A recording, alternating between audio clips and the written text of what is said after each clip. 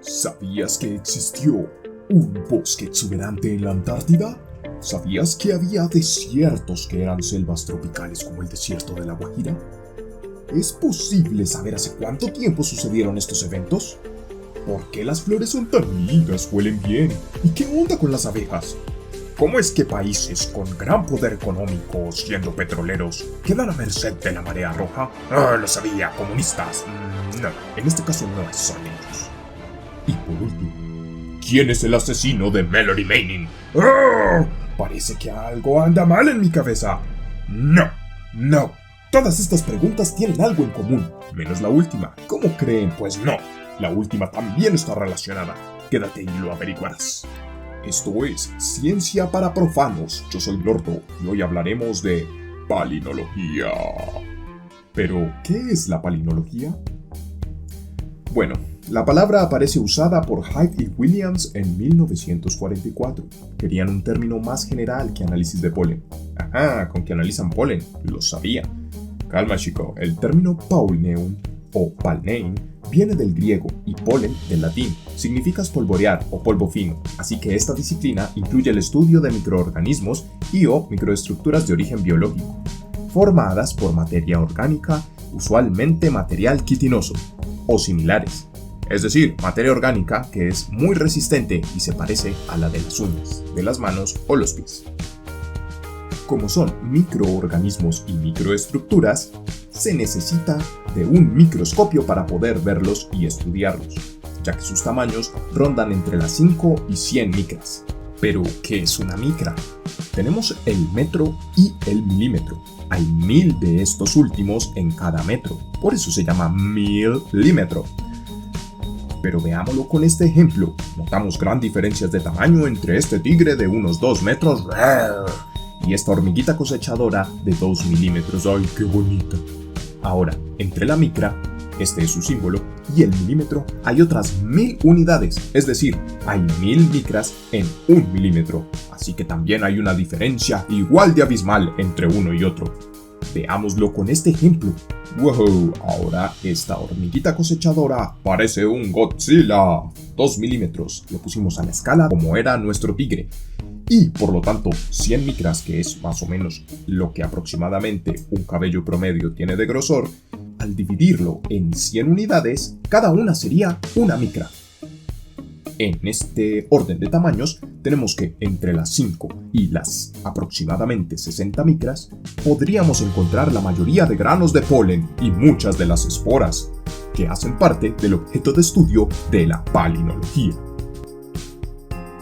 Como pueden ver, muchos son diferentes unos de otros. Es así como los científicos identifican y diferencian cada uno de los palinomorfos que observan y pueden descubrir datos asombrosos que les permiten hacer interpretaciones geniales. ¿Entonces la palinología solo estudia polen y esporas? No, estudia unos objetos llamados palinomorfos. Al ser tan pequeños, pueden haber cientos, miles en muchas muestras. Del mismo modo, en el caso del polen y las esporas, estas son microestructuras reproductivas producidas por plantas vasculares y no vasculares respectivamente, así que se producen muchísimas. De ahí que hayan alergias al polen en algunas zonas y épocas del año. Los científicos pueden estudiar mucho de esto y poder realizar calendarios polínicos para así evitar las alergias en muchas personas, o que por lo menos estén preparados. Algunos de estos granos van por el aire, otros usan otro tipo de estructuras para poder facilitar así adherirse a vectores de polinización, es decir, otros bicharracos que van de flor en flor, de ahí que las flores sean tan vistosas, que almacenen néctar y agua y que atraigan a los animales, y luego el polen se impregna. Es así como propician el intercambio de polen de flor en flor y se produce la polinización, lo que produce frutos, semillas y otras plantitas, dependiendo del tipo de planta, claro. Es como ordenar bebés por correspondencia. Algunos de estos vectores de polinización son aves, otros son mamíferos, y cómo no, los insectos.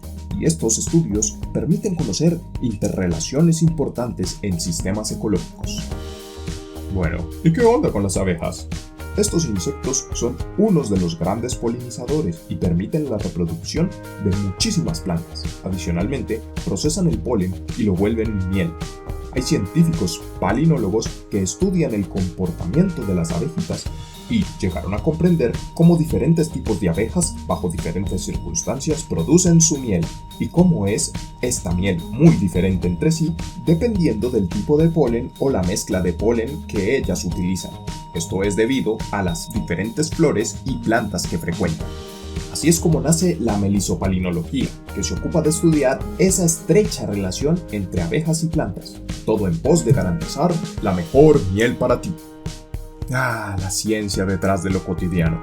Bueno, pero esta relación tan estrecha entre plantas con flor e insectos polinizadores, ¿desde cuándo se dio?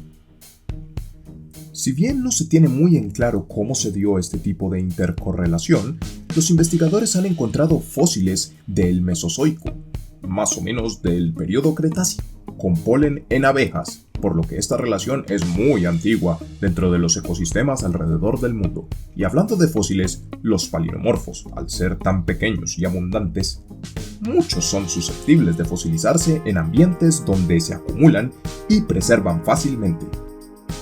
Si quieres entender cómo se da el proceso de fosilización y cómo se data con ellos de forma relativa, pues te invito a que veas el video en este mismo canal sobre este tema. Pero igual tranquilo, aquí te voy a dar un ejemplo. Si encuentras huesos de dinosaurios del Cretácico como los de la película Jurassic Park, que por cierto, en realidad la mayoría de dinosaurios que aparecen en estas cintas son del periodo Cretácico, entonces sabrás que esas rocas donde están son de dicho periodo de tiempo.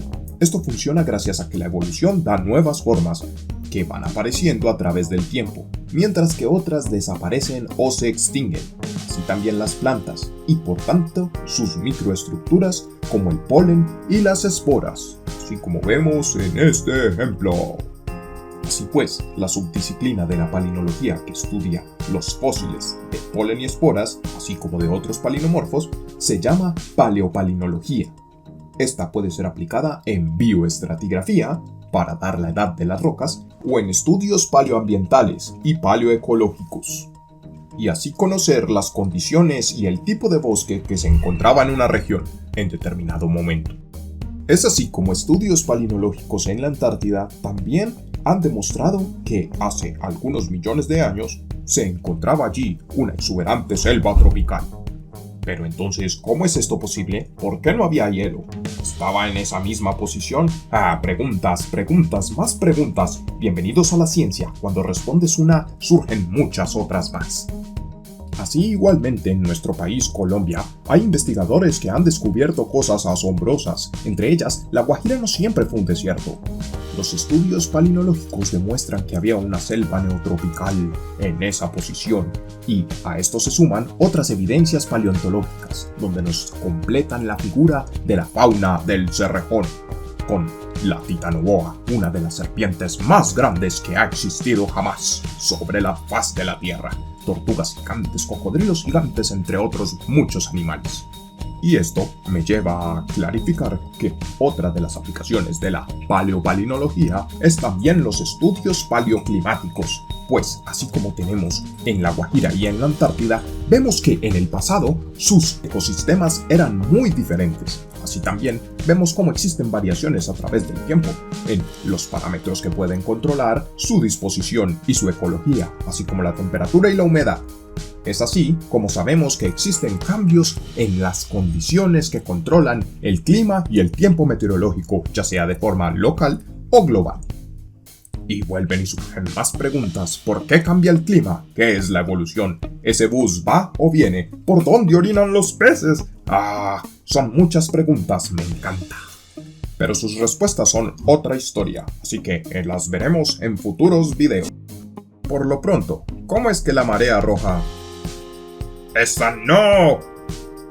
¿Cómo es que la marea roja pone en jaque a algunas de las economías de países ricos petroleros de Medio Oriente? Bueno, aquí tendré que explicarte que los palinomorfos no solamente eran polen y esporas, sino que también dentro de ellos tenemos unos bicharracos, microorganismos más bien, que si prestaron atención, Ya los hemos visto, son los dinoflagelados, hacen parte del plancton marino. Algunos de ellos son responsables de la marea roja. Y te preguntarás, ¿por qué? Bueno, individualmente son inofensivos, pero cuando se concentran en grandes cantidades, a estos se les llaman blooms, y pueden concentrarse sus desechos metabólicos, lo cual hace toxinas para el resto de animalitos, matando así a muchos peces y otros organismos marinos. Esto debido a grandes concentraciones principalmente de amoníaco. Un dato curioso es que estos dinoflagelados, además de producir las mareas rojas, también producen un espectáculo muy hermoso, mareas luminiscentes, parecen a Avatar. Pero este fenómeno no es exclusivo de los dinoflagelados, también hay otros tipos de algas que producen la misma floración luminiscente. En fin, bienvenidos, este es el Estrecho de Hormuz. Por aquí pasan 1 de cada 4 barriles de petróleos que se comercializan a nivel mundial. Tenemos grandes países productores de petróleo como Irán, Qatar, Arabia Saudita y Emiratos Árabes Unidos. Sus economías son grandes principalmente gracias al apoyo que han tenido históricamente por la explotación del petróleo. Pero, hoy en día, algunos de ellos se han diversificado más. Y a la par que crecen sus economías, crecen sus poblaciones. Es así como han requerido muchas cantidades de agua, ya que están rodeados de puro desierto. Así que utilizan plantas desalinizadoras que toman el agua de mar, le quitan la sal y la vuelven potable. Como pueden imaginar, el problema está cuando existe una floración o un bloom de dinoflagelados. Es allí cuando no solo se pone en riesgo el recurso pesquero de ese lugar, sino que al ser estos palinomorfos, en este caso dinoflagelados tan pequeños, pueden incluso acarrear grandes problemas dentro de las plantas de desalinización.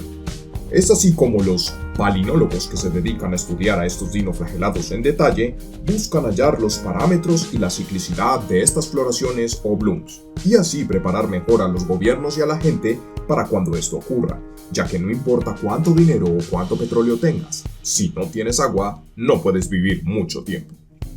Bueno, pero ahora por último, el suspenso me está matando.